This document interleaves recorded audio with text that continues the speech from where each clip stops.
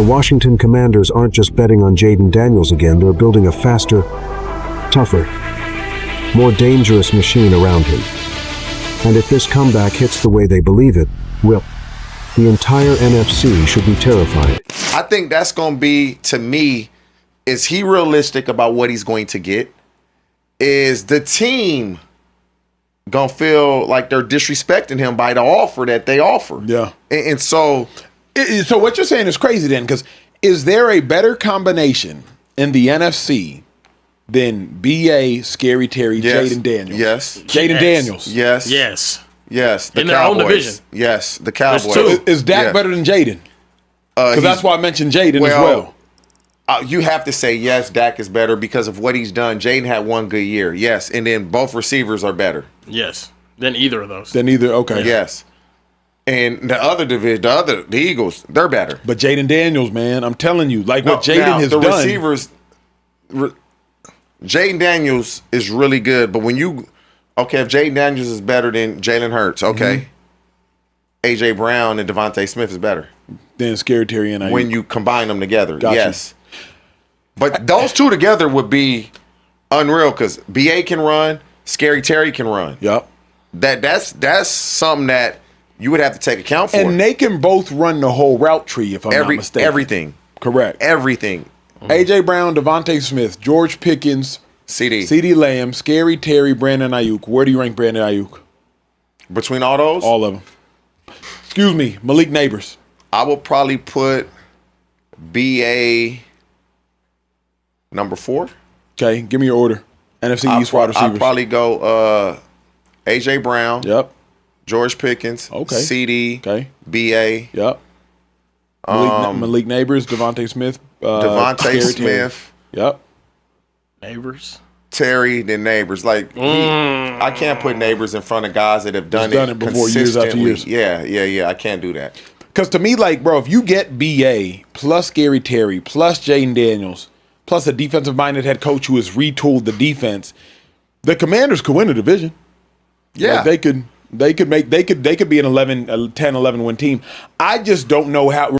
This year they got younger and seemingly better. Now, they were in different position. A couple years ago, I would say they were in a position of all right, solidify the roster, bring in some older guys, need leadership, set the culture. And it took them, along with Jayden Daniels being awesome, took them to the NFC title game and had us thinking they were a team on the rise. Last year, the older players got injured and mostly looked old, and everything went the wrong way. This year, they got more athletic and faster. Obviously, Odafe Owe to a $100 million contract yesterday, or I don't even know when that was, 65 days ago. That was one. Today, 2 intriguing signings started the day off by them signing K'Lavon Chaisson, the former first-rounder, really impressed last year with the Patriots, a career-high 7.5 sacks. He gets a one-year, $12 million deal, and because it's just a one-year deal, has the opportunity to cash in again. And then Chigoziem Okonkwo, the former tight end from the Tennessee Titans, gets a 3-year, $30 million deal. Another really, really good athlete, guy who can really run. At the very least, the Washington Commanders got faster, and that is a good thing. More free agency news. This was kind of a sneaky one. The Commanders have done some really nice work on a defense that was a disaster last year by their standards.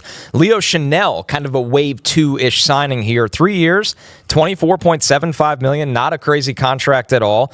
This is someone, to me, Chris, that just gives them a thumper in the middle to stop the run. Yeah, a thumper in the middle. And then, he's a 3-down guy, too.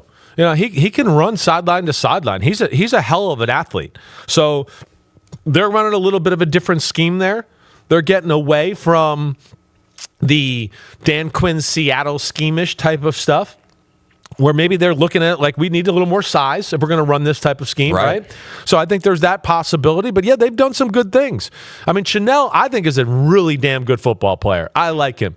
And I think he's going to get to thrive being in the middle of the defense a little bit, like maybe where Nick Bolton was for the Chiefs, and now he could be that guy. He was kind of having to get moved around because, he couldn't play that spot because it was taken. But that, and then Odafe Owe added on top of that, yeah, I certainly do like that. Leo Chanel is a guy that it feels like he probably sat out there going, wait, I'm going to get more money than this. It didn't quite happen. Yeah. And that seems like it's happened to all the linebackers to this point. I think they all thought they were going to get a little more than what they got, and they all had to settle for something a little little less that way, but I certainly think that was a damn good addition by the Commanders there. Commanders have the 7th pick in the draft. You mentioned it, Chris. They helped their pass rush that was just not good enough last year by adding Odafe Owe, who he's one of the most interesting players in this free agency because, like, he can become a top 10 pass rusher off ability. He could also be a risk, where he reverts back to the guy that didn't figure it out until last year. But Chanel, I think that's a floor raiser in the middle of the defense. I think so too. And it's time to move on, from Bobby Wagner and all of that. And they, we discussed they were kind of old on defense. So here you go. You got some younger guys for sure. Bobby Wagner was a liability for them in pass coverage in a big way for Washington. That'd be one of the under the radar things to peep out if you watch Washington the last 2 years to go, they couldn't play certain coverages because teams would go, oh, you want to play this coverage and leave Bobby Wagner in the middle responsible for this receiver or that receiver? Well, we're going to torch you and tear you apart. And that became an issue. So no, they're definitely more athletic here. Away adds to the group there. That's good. Amik Robinson, as we talked about on Monday, we're fans of his for sure. Scrappy player. Don't look at PFF grades and all of that all the time. As I tried to discuss to Gary, who's produced in our show today, he brought up the PFF grades. I said, yeah, PFF is great. Great. I get it. But you got to remember, too, like a safety that just backpedals in the middle of the defense, he gets a positive grade the whole game. All he does is backpedal. And then we have a super freak other safety who he's so good, we're going to ask him to do things that we would not ask other safeties to do, but he's going to get a negative grade because he's guarding Jamar Chase on 3rd and 5. There's no curve for responsibility. That's where you got, and Amik Robinson gets put in a lot of tough spots, and then there was injuries in Detroit. He got matched up against number ones in times he shouldn't have. Which is unfair. He's going to be a better player than people realize or what his grades. I'm good, man. I'm excited. We got some offensive playmakers in the building, which is always good. Absolutely. Yes, sir. 7 new faces now, 6 defensive players signed, 5 new starters on that side of the ball. And, of course, on offense, a legitimate weapon in Chigoziem Okonkwo. So let's kind of go in order here, the day that was. We'll start with K'Lavon Chaisson, the edge from the New England Patriots. You watched the tape on Chaisson. What'd you see? Yeah, man, I was a little surprised with what I saw with Chaisson. I feel like I've been saying that about a lot of guys because these guys have different reputations and different kind of legacies around the league. And so when I watched Chaisson, I was expecting kind of a pure pass rush specialist, a guy that didn't play every down, was kind of a rotational piece, and he is that for sure. But I saw a guy that's incredibly competitive. I think he's tough. I think he wants it. Again, a little bit undersized for like your traditional 4-down end. Kind of has that like I have no bones in my upper body type build where I can kind of duck under punches, skate punches from the offensive lineman. I've got good length in my hands, and so obviously good pass rusher. But I thought because of the length, a little bit more competitive against the run and a little bit of a splash player, in terms of like, hey, I'm going to kind of take my shot, try to penetrate, go for TFLs, things like that. But I was pleasantly surprised with him. And again, I think the contract, the 1 year, $12 million, or the reported contract, kind of makes me think like, oh, like this is going to be kind of your, Von Miller, your Dante Fowler kind of designated pass rusher. When you need the fastball, you got a guy who can do it. I remember 4 or 5 weeks into the season after watching a Vikings game coming in, and we were just chopping it up.